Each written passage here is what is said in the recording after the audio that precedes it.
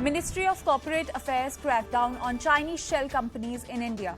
Serious Fraud and Investigation Office arrests mastermind and chief plotter Dotse.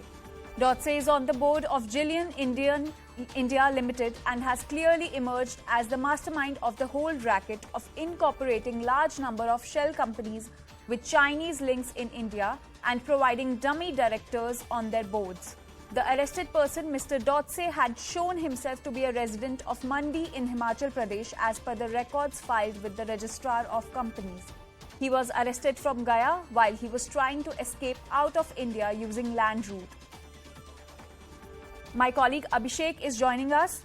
Abhishek, can you give us the latest details on this?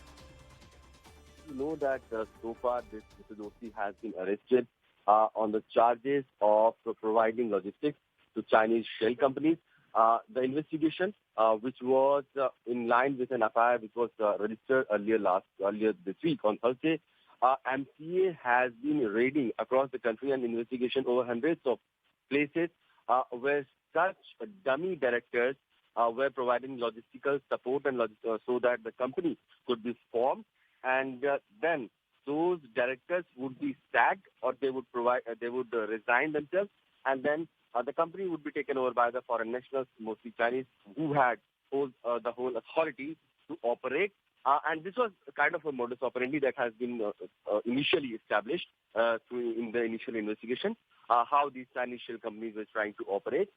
We know that there have been such instances in the past also where Chinese companies have been on radar of various enforcement directors or the agencies who have been investigating and probing the money laundering cases.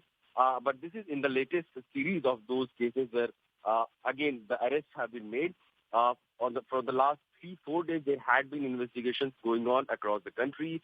Various places where raids, seizures had happened, where so many incriminating evidences were also collected from the offices, where hundreds of stamps, letters, letterheads, and these were collected by the agencies. And after that, this arrest has been made, and we can assume that once this probe or interrogation happens, more details would come out soon as to how this whole scheme of things were going on and who all were behind this money laundering thing. Okay, we have Ashish Mehrishi, who tracks ED, joining us. Ashish? What action will the government now take against the arrested mastermind in this Chinese shell company's case? So, if you go into the background of the story is basically that the Indian government is a little worried because they've already seen that the Chinese people have been, basically penetrating the Indian financial market, and a lot of illegal activities have been happening. We've already seen, the Chinese apps which used basically the fintech companies in India, and they finally, took away all the money through cryptocurrency exchanges out of India. We all know that, many people in India have been cheated because of these Chinese loan apps. But here, this scam is an absolutely different scam because this was basically certain shell companies were operating. These shell companies were basically used for routing money into India. Dummy directors were being used. They were paid for small amount of money, and these dummy directors were basically used. And there are a number of shell companies that were being operated. Now, my sources in the SFIO tell me that after the MCA basically did the inspection of records, they basically raided these organizations. There are at least 3 organizations that were raided at that point in time, and one was Jillian Consulting Private Limited. This is a subsidiary of Jillian Hong Kong Limited. There is a company named Finity Private Limited, and then there is a company called Husis Consulting. So these are 3 companies which came under the radar of Ministry of Corporate Affairs. Once they realized that, dummy directors are being used and the entire process is basically being used only to route money into India and basically to hide the money that was the source was basically China. So that is why these companies came into the radar of Indian authorities. And finally, when they raided Dotse, a person named Dotse, he was trying to escape out of India. They immediately constituted a team under Serious Fraud Investigation Office, this because MCA does not have that kind of strength, or they do not work under that kind of law which allows them to arrest. So they constituted a team under Serious Fraud Investigation Office, and finally the team, raided a place in Gaya where he was trying to escape out of India. He was basically trying to escape out of India using the land route through Nepal. But he was picked up from Gaya finally once they got a tip-off that this man is hiding somewhere in Gaya. And a transit remand has been taken and he'll be produced before the competent court now in Delhi. Ashish, can we expect more arrests in the coming days? So, then, the SFIO is basically looking at other individuals who are involved. The other person, the Chinese individuals, I just spoke to a senior source in SFIO, and I've been told that, the person named Wan Jun, they were basically trying to find out where he is as of now. Interestingly, this man, Wan Jun, who's also on the board of the company, Jillian Consultants, he has already escaped out of India. So he's currently in China. How many people are involved?